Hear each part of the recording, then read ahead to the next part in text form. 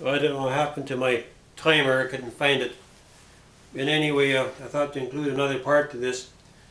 It's hard to include everything in just a couple of videos. And once I have it drawn out, then you have a better understanding. One of the safeguards that I've designed in this one cord steamer using a cluster of drill pipes to design a type of reactor core is they're right on top of the unit. You know, if you put your wood in here, you know, you could have chutes as you put it in that you put your wood in, close the door, then you crank the handle and the wood falls in. So you could have, you know, you're not going to have that much smoke coming up in your face. And anyway, in the center, I want to make almost like a flare stack. But this flare stack would be like a double chimney, and as the hot air goes up, you're going to get a lot of moisture that's going to go up off the wood. And when you heat wood, you want to extract the moisture out, and the faster that you can dry the wood, the faster it's going to burn, and the more efficient the process. And so why not use a thermal updraft to help the process, and where you could have the hot vapors going up, and they would where they would condense up here on the outside, so the outside would be cool. So the garbage would condense out, but the water would come down on the outside. Then you actually collect that water, and you could use it for making your steam to add back into adding steam to the carbon. And the carbon, you're probably going to have a big chunk of carbon above the drill pipe reactor. Is going to be about like this and about like this, and it's just going to be hot. It's easy enough to build, but to know what to build it with, because you're probably going to have to go 1/2-inch steel at least. And for the grate, probably some kind of ceramic legs going across. Maybe help me out here. You know, these legs that they use for inside of kilns, you know, those square ones or the round ones, and where you could actually put maybe like a solid piece of stainless through, and you could actually,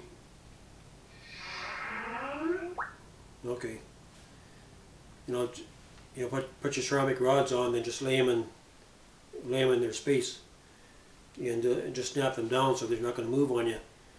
So when your wood is burning, that the drill pipe is going to superheat the ceramic.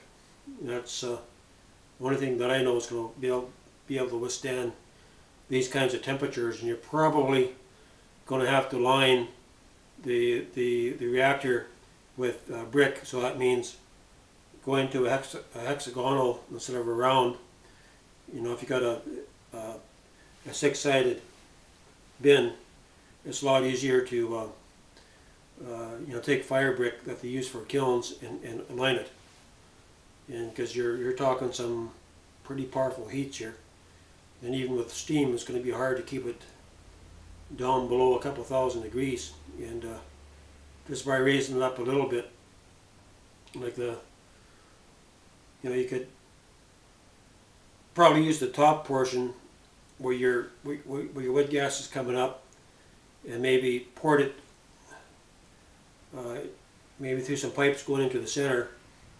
You could have one pipe going in, 2 feet pipes going into the center, and you could extract it on a third pipe, but those pipes would be just blistering hot. So I mean, you could take your wood gas as it's going up, you could actually pass it through a final reformation process where it's going to super crack it, and it's right in those pipes where you can actually add your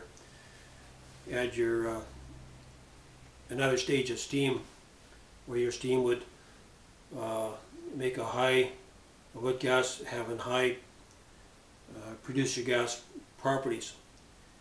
And You might have to pass it through some kind of bath. It depends if it works out with the joe pipe, and if it's possible to create a level 5 or a level 7 flame, where I've actually seen it, where I've seen a 1-inch pipe that when I was superheating the air and the propane, actually created a electrical storm within the pipe. The plasma was being created, and when I added oxygen to it, it had a horrendous firestorm inside. Not just fire; these are little lightning bolts that were going back and forth.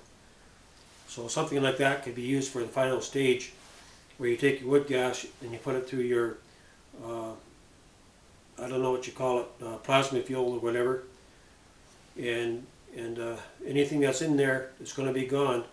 It might even bring the wood gas up to another state that's yet unknown, to where it's, when you burn it, it's going to be like the geek gas, and as the wood gas is going, the pyrolysis gas is going through that plasma reactor field, the plasma stream, you might get the same results as what Paul Pantone had, and just reached in it at a different way.